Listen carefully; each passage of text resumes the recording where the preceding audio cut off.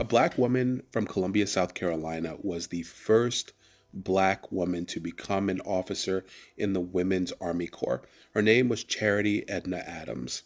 She was part of the six Triple Eights, the group of people that were responsible for making sure mail and other services were given to U.S. Army soldiers. There's actually a really famous image of her inspecting the rest of her unit.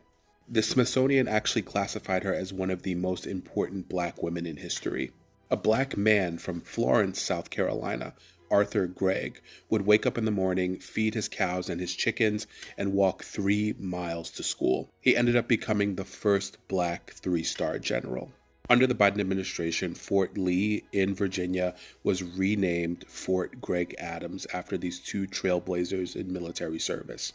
Now, under the Trump administration, it's being renamed back to Fort Lee. The administration is saying that it's not being renamed back to Robert E. Lee, but it's being named after another black man, Fitz Lee.